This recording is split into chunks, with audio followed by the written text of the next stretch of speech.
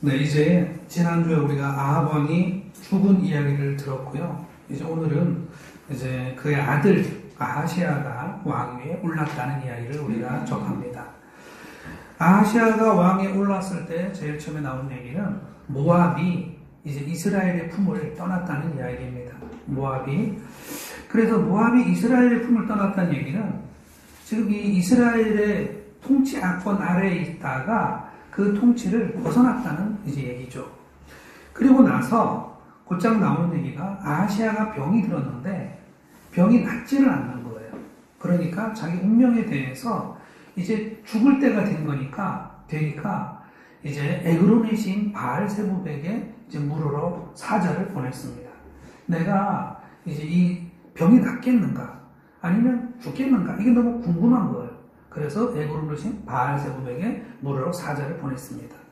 그렇게 하니까 하나님께서 이제 디셉 사람 엘리야에게 또 나타났습니다. 그래서 너는 전하라. 만일 이스라엘에 하나님이 없어서 네가 바알세부백에 물으러 가느냐 이 말을 전하고 네가 침상 위에서 죽을 것이다 라고 이제 얘기를 하는 거예요. 그래서 이제 사자를 엘리야가 만납니다. 에그론의 신 바알세부백을 찾아가는 이 사자를 이제 엘리야가 만나가지고 이 말을 전하니까 사자들이 그 바알세부백에 가지 않고 중간에 되돌아서 이제 이 아하시아 왕에게 가가지고 그 사실을 전했다라는 그 얘기입니다. 그러니까 아하시아 왕이 그 사람 누군데? 라고 물어보니까 이제 그 사람 털옷을 입고 그리고 가죽띠를 띤 어떤 사람이 그렇게 얘기를 했습니다. 라고 얘기를 해요. 그러자 아하시아 왕이 그 사람은 엘리야다. 그 사람을 데려오너라. 라고 얘기를 합니다. 그러면서 엘리야가 있는 곳으로 50인 부대를 보냅니다. 그래서 도착해서 이제 50인 부대의 50인 부장이 엘리야에게 왕이 부르시니 갑시다. 그러니까 엘리야가 말을 합니다. 하늘에서 불이 내려서 너희들을 다 불살을 것이다. 정말로 하늘에서 불이 내려와가지고 50명은 그 자리에서 불살라버립니다. 그 다음에 아하시아가 다시 50명을 또 보냅니다. 두 번째도 또 다 불살라버려요. 아하시아가 세 번째 50인 부대를 또 보냅니다. 이번에는 세 번째 강의 50인 부장은 엘리야를 만나자마자 바짝 엎드립니다. 엎드려가지고 제발 살려주십시오. 당신이 불을 내려서 우리를 죽이는 일을 중단해 주십시오라고 벌벌 떨면서 제발 살려달라고 빕니다. 그리고 50명이 다 엎드려서 비니까 그저서야 엘리야는 일어나가지고 아하시아를 만나러 갑니다. 앞에 50인 2명은 왜 죽었는가? 아마도 세 번째 순간까지 하나님께서 기다리신 것 같아요.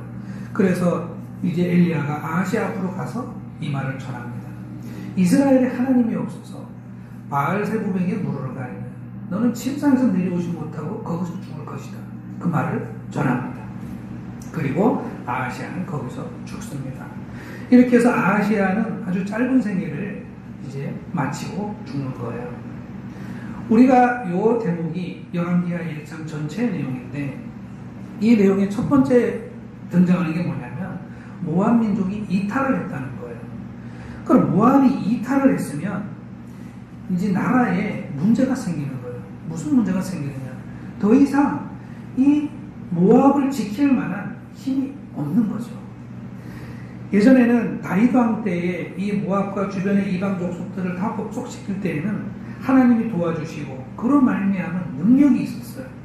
그런데 이제 나라가 분열되고 그리고 다윗의 길로 걷지 아니하고 여로보암의 길을 따라서 계속 악행만 하니까 하나님이 더 이상 도와주지를 않으시니까 이제 이 모압 민족이 떨어져 나갈 때 이거를 막지 못하는 거예요. 이렇게 떨어져 나갑니다.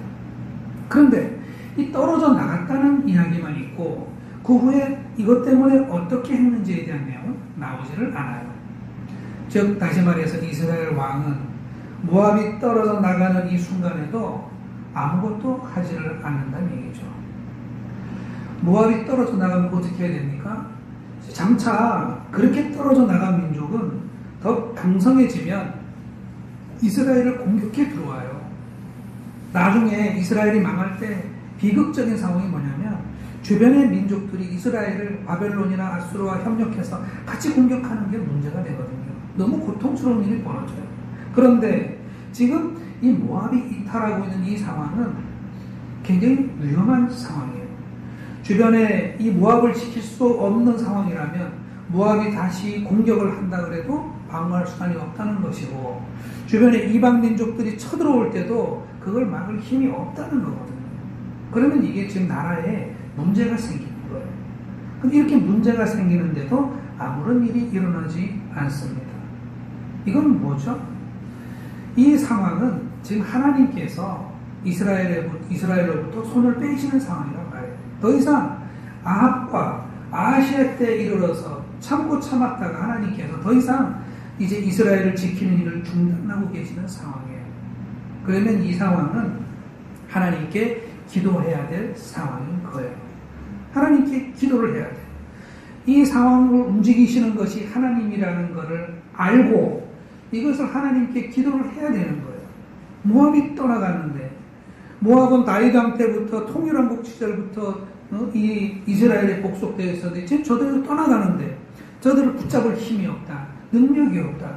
하나님, 저 모압이 지금 떠나갑니다. 우리는 저 모압을 지킬 힘이 없습니다. 라고 하나님께 고해야 되는 거예요. 그동안 하나님이 지키셔서 이스라엘에 강성하였고, 그래서 주변 민족들을 다 복속시키고 있었는데, 이제 저들이 물러갑니다.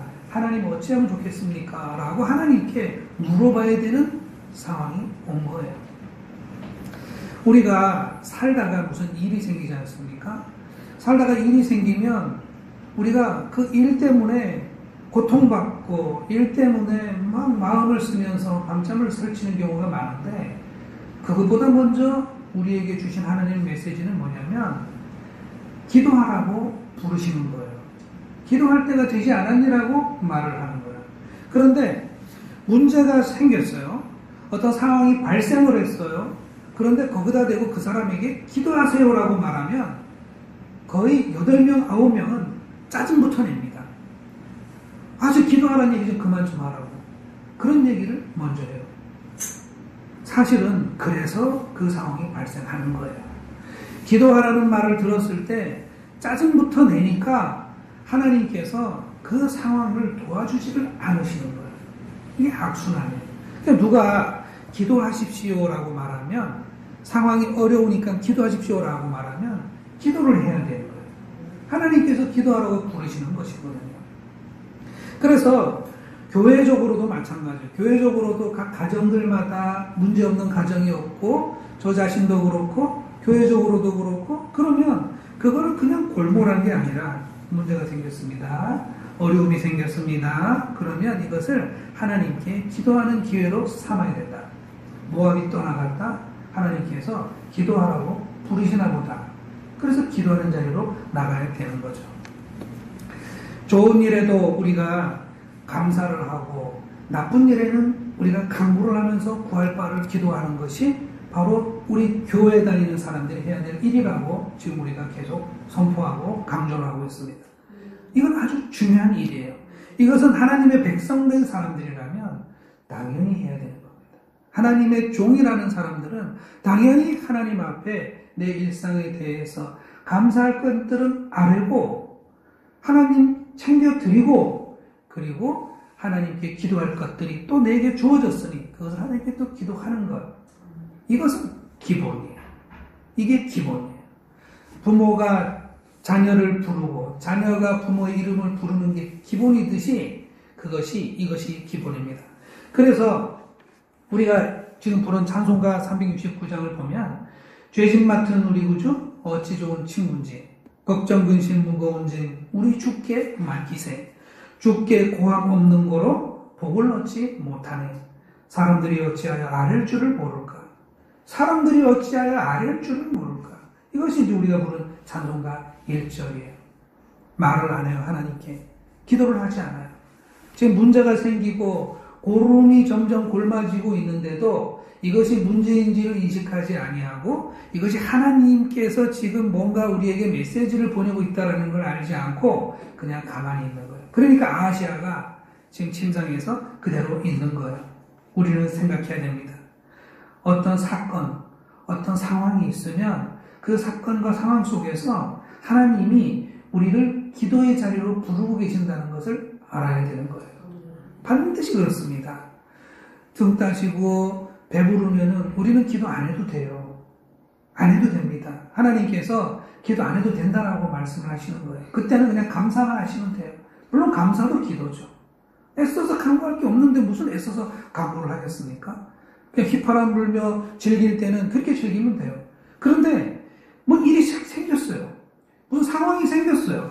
그러면 이거는 100% 이건 기도를 해야 되는 자리예요.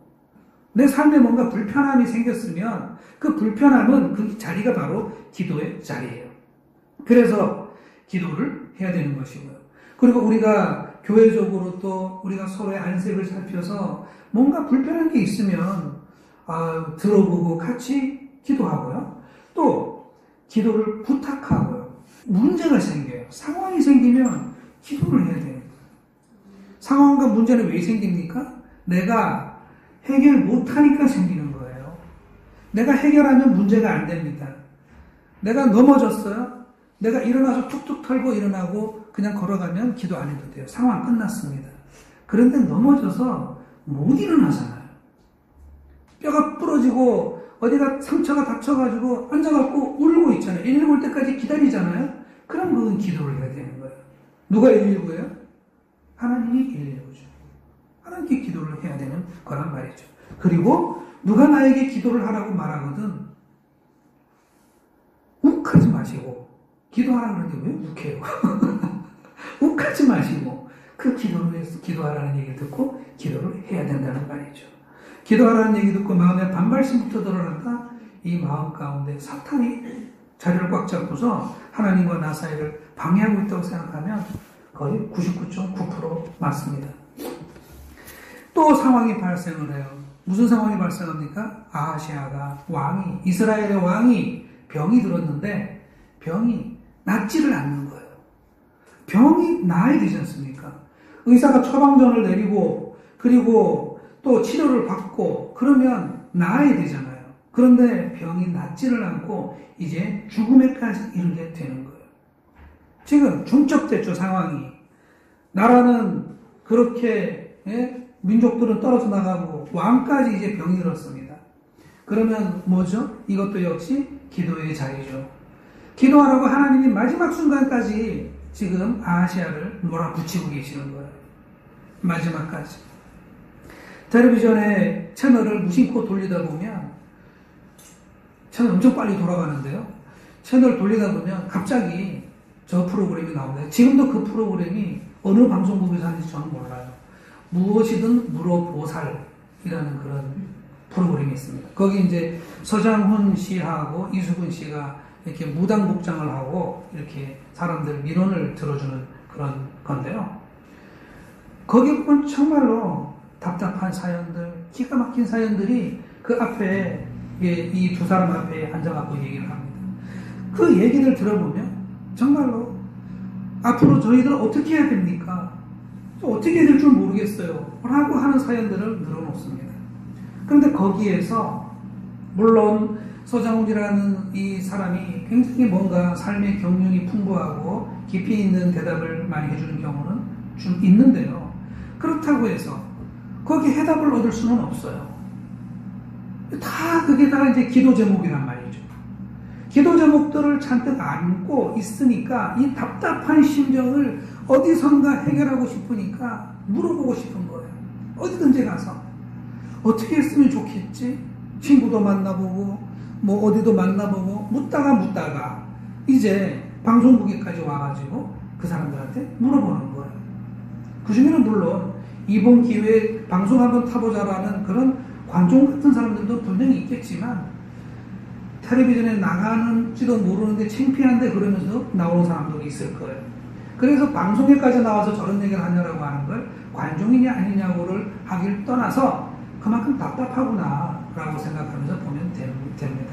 그런데 그렇게 물어본단 말이죠. 그런데 우리가 확실하게 알 게 있어요. 내일 걱정은 내일 하라고 그러지 않습니까? 예수님이. 내일은 모르잖아요. 어떻게 해야 될지 모르겠습니다. 어떻게 될까요? 모르겠습니다. 몰라요. 왜 모릅니까? 사도행전 1장 7절에 이런 말씀이 있습니다. 6절에 뭐라고 하냐면 제자들이 예수님이 부활 승천하시는데 물어봅니다. 주님, 이스라엘의 회복이 이제 지금 오는 겁니까? 한마디로 이게 무슨 얘기예요? 이제 좋은 때가 오는 겁니까? 이제 좋은 세상 오는 거예요? 물어봐요. 그랬더니 예수님이 7절에 뭐예요? 이르시되 때와 시기는 아버지께서 자기의 권한에 두셨으니 너희가 알 바 아니요라고 말을 해요. 그러면서 말씀하시기를 오직 성령이 너희에게 임하시면 어디를 지나 경계를 넘어서 내 증인이 되리라. 내 증인이 될 것이다. 이 말씀만 하시고 그냥 가신단 말이에요. 그래서 그 성령을 기다리라고 무슨 줄까지 다락방에서 이제 기도를 하는 것이거든요. 때와 시기는 아버지께서 자기의 권한에 두신 건데 그걸 누가 알겠어요? 아무도 모릅니다. 아무도 몰라요. 신령한 무당들이, 신령한 점장인들이 유튜브에 나와서 이제 고백을 하는 게 뭐냐면 사람이 전보로 들어오면 그의 과거가 보인답니다. 자기 몸주가 알려준대요. 그래서 떠오르는 대로 그냥 짓거리면은 다 맞다. 이제 심에 취해가지고 얘기하니까. 그런데 내일은 모른대요. 내일에 대해서 말하는 건 다 틀린대요. 너무 신기하대요. 신령한 무당들이. 그러니까 우리가 어디 뭐 점을 보러 가고 뭐 사주팔자를 보러 가고 타로를 보러 가고 하는 거예요. 지나온 과거는 맞을 수 있어도 앞으로 다가오는 거는 절대 모릅니다. 그것은 오직 하나님이 자기의 권한에 두신 거예요. 거기는 신의 영역이에요. 신의 영역. 미지의 시간들, 알 수 없는, 밝아지지 않은 그 미명의 그 어두운 내일은 철저히 하나님의 시간, 하나님의 공간, 신들의 세계예요. 이스라엘 사람들은 아프면, 병들어서 죽어가면 어떻게 해요? 시편 6편에 보면은요, 2절에 이런 얘기가 있습니다. 하나님께 자기 아픈 걸 고하는 거예요. 여호와여, 내가 수척하였사오니 내게 은혜를 베푸소서. 여호와여, 나의 뼈가 떨리니 나를 고쳐주소서. 나의 영혼도 매우 떨리니. 영혼이 왜 떨려요? 이제는 죽음의 공포가 다가오니까 무서워서 떠는 거예요. 이러다 내가 죽겠구나. 여호와여, 어느 때까지니까. 이게 이제 시편 6편의 내용입니다. 시편 6편이면 앞쪽에 있잖아요. 앞쪽에. 그만큼 내 몸이 병들고 아플 때 하나님께 이렇게 아뢰는 거예요. 아뢰는 거예요. 병들고 아플 때 우리가 주님의 뜻을 이루소서. 병들어 몸이 연약할 때 주님의 손을 내게 펴사 강건케 하여 주옵소서. 찬송가 425장 몇 절이에요? 3절이잖아요. 이게 믿음 좋으신 분이, 우리 권사님도 아시고 저도 아는 어느 그분은 암에 걸리셔서 기도하시다가 돌아가셨단 말이에요. 돌아가셨어요. 그러면 기도할 필요가 없었던 것인가요? 그렇지 않죠. 아하시아처럼 기도하라는데도 기도도 안 하고 그렇게 죽으면 그건 멸망이에요. 그런데 하나님 앞에 돌아와 하나님께 간구하는 영혼이 그의 육신의 병을 고치지 못하고 그냥 죽었다. 그건 뭐죠?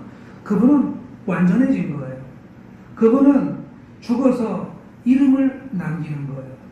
기도하다가 돌아가시는 분들의 공통점은요, 죽는 순간에 그걸 고백해요. 주님, 저 다 나았어요. 그러면서 죽는단 말이에요. 주님, 저 다 나았어요.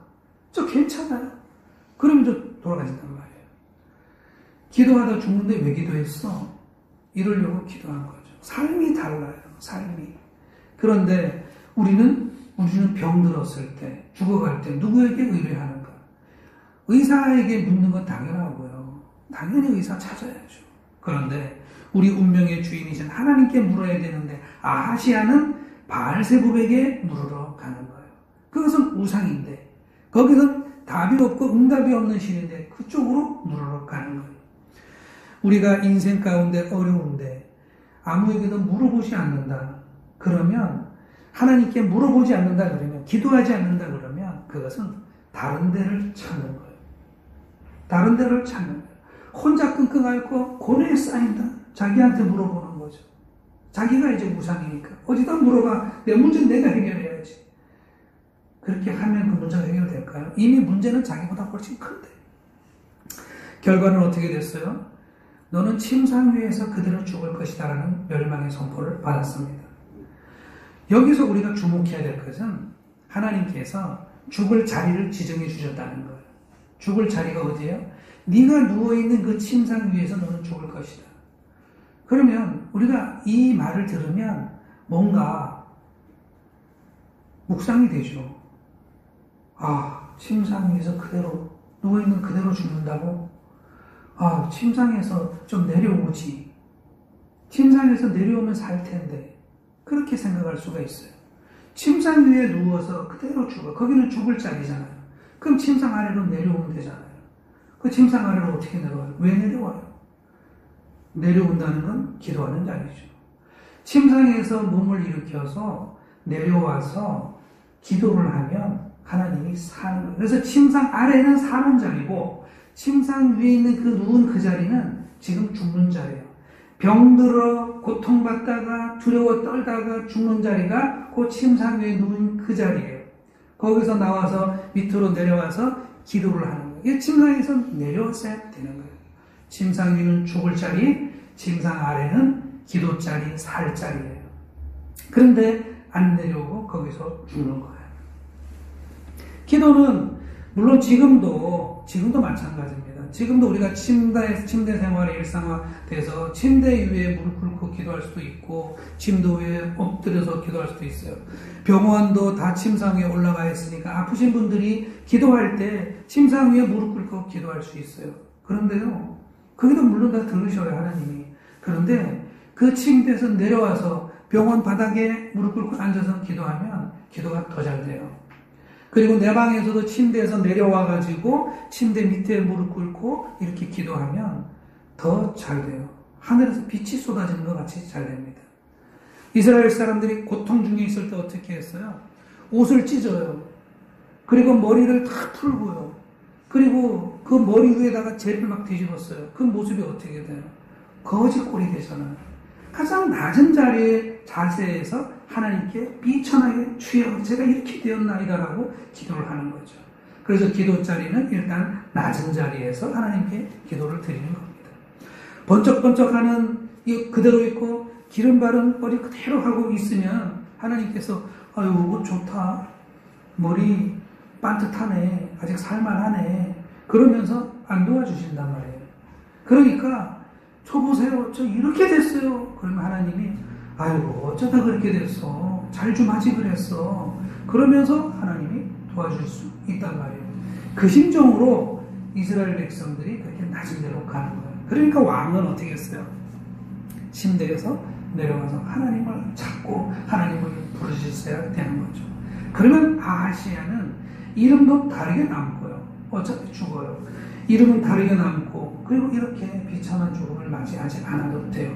하나님이 그를 구원의 이름으로 올려주신단 말이에요. 죽어가면서도 그 자리를 계속 지키면 결국은 죽는 거죠.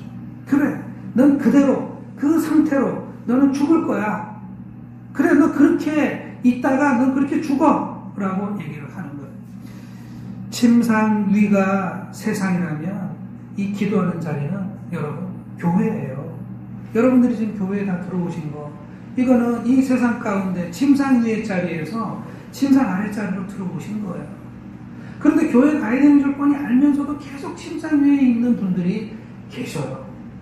가슴 아픈 일입니다. 아, 나 교회 가야 되는데 오늘 이것 때문에 못 가겠네. 오늘 이런 이유로 못 가겠네. 어떤 이유도 다 있어요. 그런데 어쨌든 그 이유 때문에 교회를 가야 되는데 못 갔어요. 침상 위에 있는 거예요. 굉장히 유감스럽지만 만약에 다음 주에도 그러고 그 다음 주에도 또 그런다 그러면 이 음성이 그대로 들리는 거예요. 너는 그래, 그 침상 위에서 그렇게 죽을 거야 라는 음성을 그냥 듣는 거예요. 침상 아래로 내려와야만 하는 겁니다. 내려와야 돼요. 그리고 집에서도 마찬가지죠. 집에서도 나 혼자 하루 종일 하루를 살지만 반드시 침상 아래로 내려가는 시간이 필요한 거예요.